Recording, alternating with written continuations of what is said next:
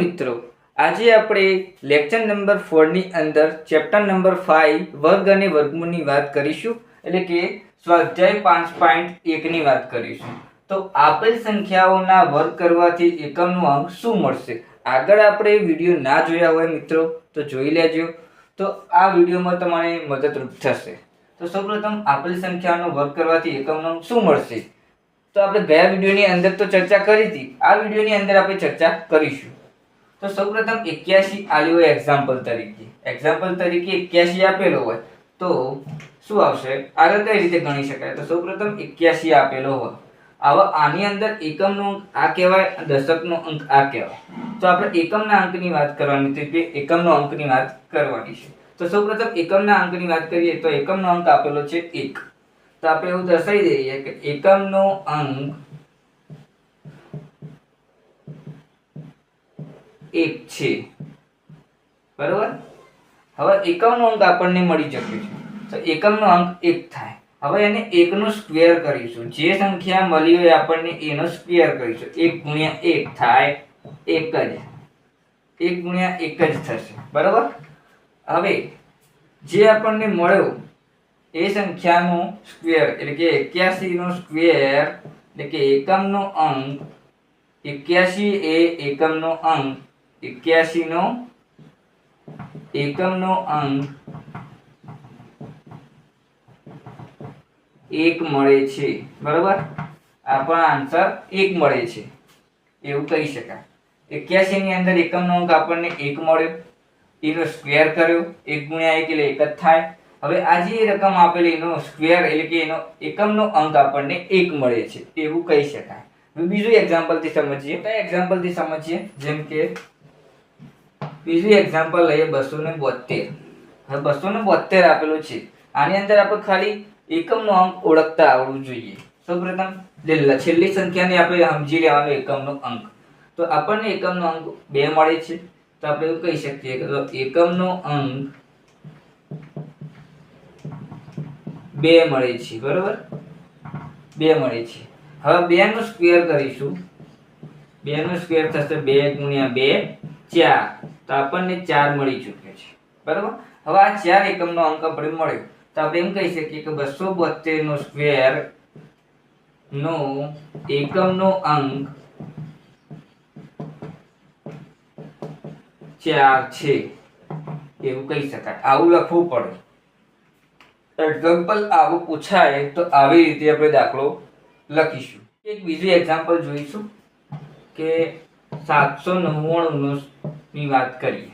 799 ની અંદર એકમનો અંક આપણને મળ્યો છે 9, તો આપણે એમ કહી શકીએ કે એકમનો અંક 9 છે, બરોબર. એકમનો અંક આપણને 9 મળ્યો છે. હવે આ 9 ને સ્ક્વેર કરી દઈએ, આ 9 ને સ્ક્વેર કરી દઈએ તો 9 9 81, તો આન્સર મળ્યો આપણને 81. હવે 81 ની અંદર એકમનો અંક આપણે શોધવાનો છે. આને કહેવાય એકમ, આને કહેવાય દશક. તો આપણે એકમની વાત કરવાની છે. એકમનો અંક આપણને શું મળ્યો? 1. તો આપણે એમ કહી શકીએ કે 799 ના સ્ક્વેર નો એકમનો અંક 1 છે એમ કહેવાય. આપણે એકમનો અંક શું મળ્યો? એકમનો અંક શોધવાનું કીધું, તો આપણે એકમના અંકની જ વાત કરીશું. તો એકમનો અંક આપણને 1 મળ્યો છે. હવે થોડી મોટી રકમ લઈને જોઈએ, જેમ કે 52698, જેમ કે આવી લઈએ એટલે 52698 રકમ લઈએ. હવે આ રકમ ગમે તેવી આવે, આપણે એકમનો અંક શોધતા આવડવું જોઈએ. આમાં એકમનો અંક થશે 8, તો આપણે 8 લખી દઈએ એકમનો અંક, કે એકમનો અંક 8 છે, બરોબર. પહેલું સ્ટેપ આવી ગયું. બીજા સ્ટેપની અંદર આપણે 8 નો સ્ક્વેર કર્યો, 64 લખ્યા. હવે 64 ની અંદર પણ એકમનો અંક શોધીશું, તો આપણે એકમનો અંક મળશે 4, તો 4 લખીએ. તો આપણે એવું કહી શકીએ કે 52698 નો સ્ક્વેર ની અંદર નો એકમનો અંક 4 છે એમ કહી શકાય. આવી રકમ જોઈ. હવે બીજી રકમ આપેલી હોય તો શું કરીશું? જેમ કે 5 5 5 5 એ 5. હવે બધા પાંચડા આલે હોય તો શું કરીશું? તો પણ સિમ્પલ જ છે. એકમનો અંક શોધીશું. એકમનો અંક આપણને 5 મળે છે, તો આપણે લખીએ કે એકમનો અંક 5 છે. હવે જે મળ્યો એનો સ્ક્વેર કરીશું. 5 નો સ્ક્વેર 5 5 25 છે. હવે 25 ની અંદર એકમનો અંક શું મળે છે? 5. તો આપણે એમ લખી શકીએ કે 5 5 5 5 5 નો એકમનો અંક 5 છે એમ કહી શકાય.